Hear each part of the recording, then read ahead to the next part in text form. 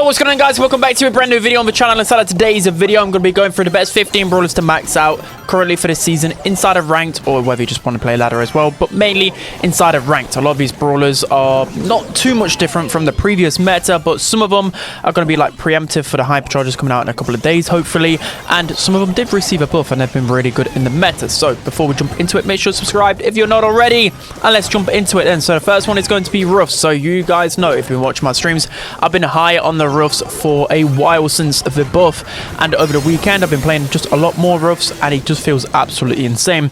The recent buff, I think it was a 10% projectile speed buff, which is insane. Of course, having a faster projectile, you're just going to hit more shots, you're going to get more supers, more damage on the map. He's just a really strong brawler right now in the meta. He's not anything toxic, but with Ruffs he's very versatile. He's like Rico in that essence, where you can play him on a lot of different maps and a lot of different modes. You can even play him on Knockout and Bounty with the field promotion style power as well. So yeah, I really like Ruffs in this meta. Again, he's not anything like crazy broken, but he's such a solid, versatile pick. The next brawler you must absolutely max out for this season, it has to be Ollie. So preemptively a couple of weeks ago, told you guys to max out Ollie, and I still think if the hypercharge comes out in a couple of days, he will be this super broken brawler. So I know they did actually nerf the hypercharge rate a little bit with Ollie, but it doesn't even matter. It's just still Ollie's like a solid brawler in the meta without his hypercharge. So just being able to have, like, just looking at the hypercharge mechanically, it looks like the Kenji one, right? Like, you can just jump over a wall, the radius of it, it's just absolutely mind-numbingly broken. So it doesn't matter how long you get it. Like with Kenji's, again, like, you can take 2 minutes to get it, but you literally have that one purple button, you get a team wipe, you'll win the game.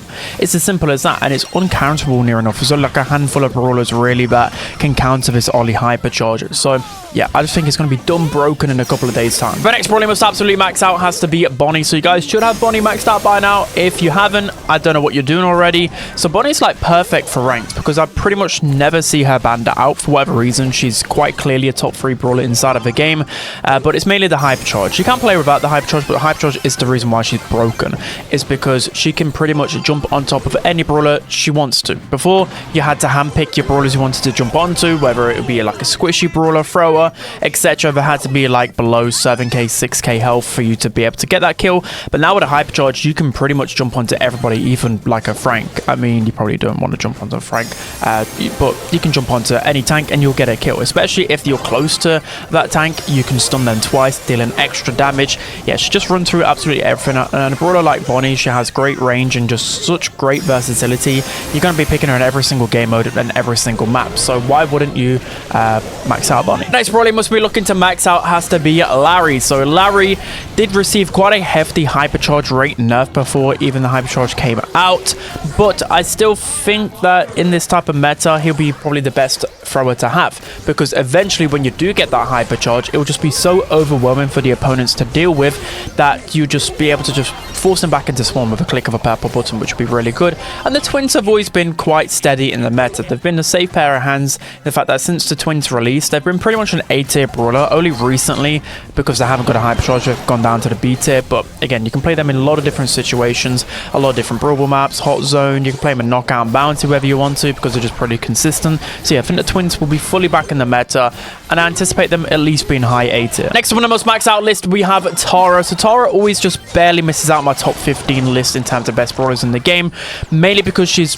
only really good on 3 out the 6 game modes, but that doesn't matter because she's literally the best gem grab brawler by far in the meta. I feel like you have to max her out because in pro play, literally the draft revolves around Tara, whether you're like banning out Tara's counters like Amber, Janet, Sandy. If you ban out a couple of those, then you can first pick Tara. You know, if there's only, it's just a lot of mind games that go on around Tara. Pros don't seem to even ban out Tara for whatever reason, even though she's the best pick. You get what I mean? She's just the best, like pretty much into everything, unless the opponents have like an Amber and a Sandy, like I said. But pretty much on any bushy map, she's just going to be a force to be reckoned with, because she's just got a hypercharge which takes hardly anything to charge up. Literally 2 supers, that's just free. That's going to be able to get you a team wipe, a couple of kills. You've got the support from beyond that can be really toxic in a 1 versus 1. There's just hardly any brawlers that can match up to Tara in a lane and gem grab, in Brawl, etc. Next brawler must be looking to max out with this season in ranked has to be Byron. So you don't have to like quickly max him out right now. You can wait till you get this hypercharge, but I think he'll be one of the brawlers that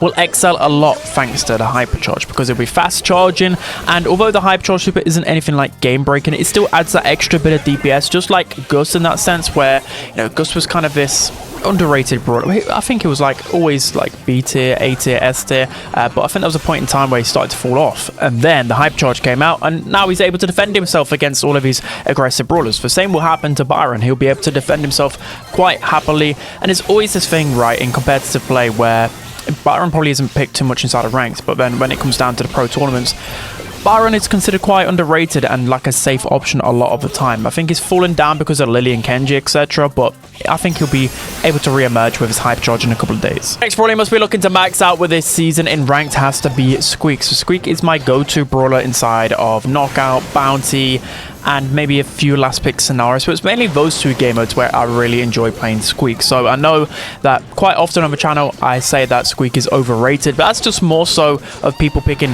Squeak early on in the draft. You never ever want to pick Squeak early on unless it's Knockout and Bounty, but it's these two game modes in particular you need to be playing Squeak, guys, because of the wind up gadget.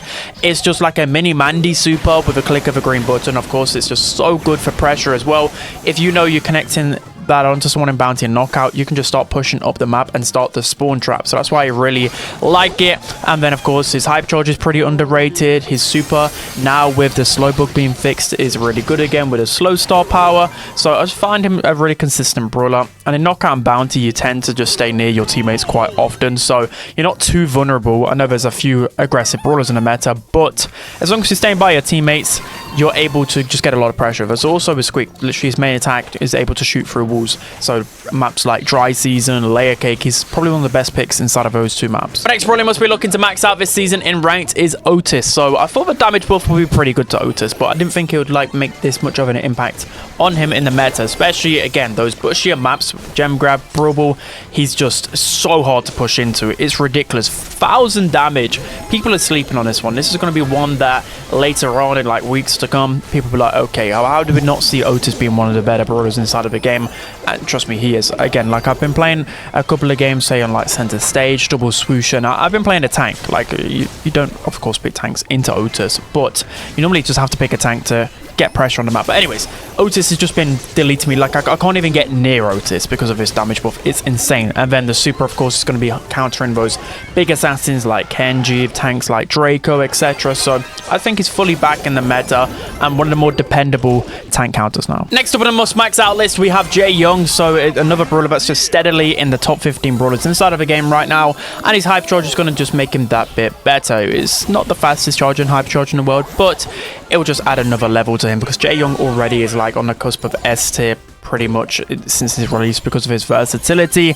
And again, another brawler that never gets banned out inside of ranked, but he's just always the go-to brawler. He's such a hard kill because you can just be speeding around the map like crazy, and then once you get low, just pop into your heal form and you can just retreat easily. And then even if you want to like get close to Jae Young, well, he's got the speed to get away, and then in a dangerous situation you just pop your damage gadget and free shot so many meta brawlers in the meta. So Jae Young, Mr. Versatile, you can play him in pretty much every situation outside of Heist. He's just insane. So on the list we have Amber. So Amber again is always this ultra consistent brawler where you can always rely on her. I've been talking for years now about how Amber is one of the best brawlers to max out because it just comes down to how good she is in multiple game modes. There's hardly any true Amber counters out there, and you can always rely on an Amber just to put out consistent damage stats. And eventually if she starts connecting her supers, eventually getting her hypercharge, she's going to be able to change the game the way that she wants to.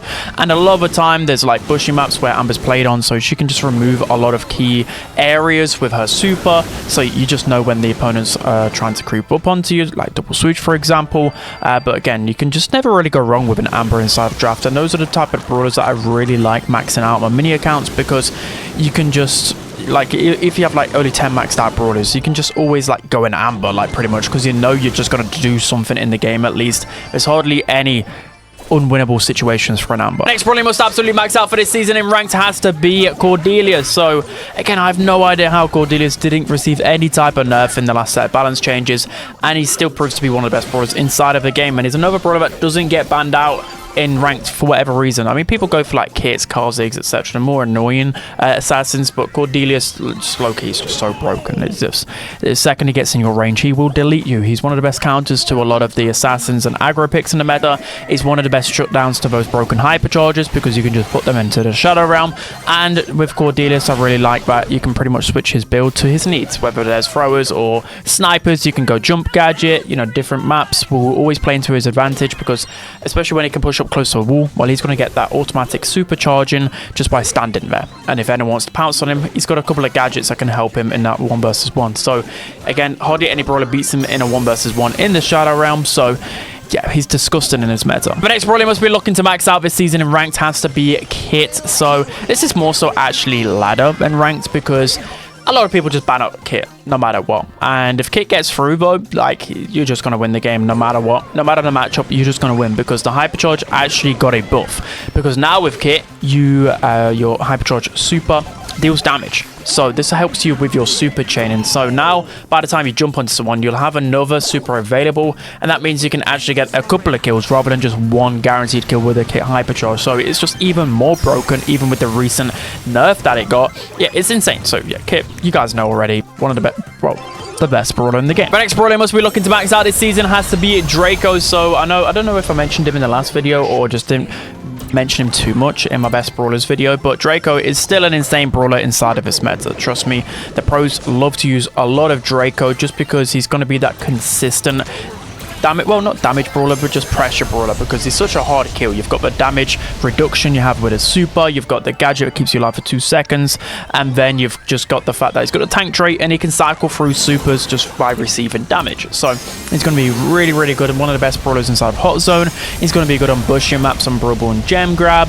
He can be used in Heist as well, on Hot Potato, and I don't know if there's another base race map, but basically any map with a lot of walls and Heist, you can just use the other star power, which mocks the Heist safe, and he's one of the best brawlers for that reason. So Draco, everybody knows he's insane, and it is mainly due to his gadget and his hypercharge. The next brawler must be looking to max out this season in ranked has to be Kenji. So even with the hypercharge nerf that I received some time ago, people said they would kill him, but it just hasn't. A good Kenji player will be able to get so much pressure on the map, will be able to make game-changing plays, and once the hypercharge is charged up after a long time, it does take 4 supers, I believe, to charge it up, he'll just destroy everything. There's no counterplay to it. It's just absolutely crazy. So you see good Kenji players in pro play, it just feels like you can never really deal with them appropriately, because Kenji has such a fast reload speed and he has just so many elements to him, just make him such a hard kill with his heal, with his life steal, with his main attack, with his healing, with his gadget, with his star power that can help in that 1 versus 1.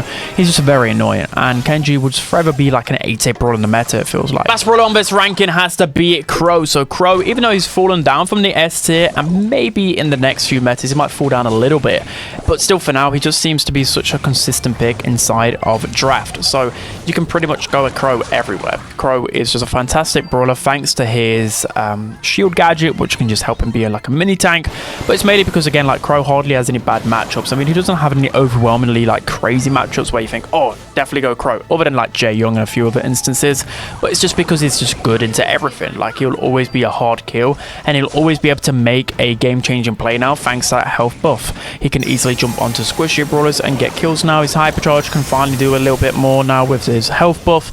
He's just an all-rounder right now in the meta, and I feel like you can play him everywhere outside of knockout and bounty. He's still pretty good in Heist if you know that you're going to get your hypercharge super quite frequently. He's still going to get a lot of damage. So that's going to be it for today's video, guys. Hope you enjoyed. Look out for my hypercharge video in a couple of days time, and my tier list, which will follow swiftly. So yeah, I'll see you guys next time. Bye bye.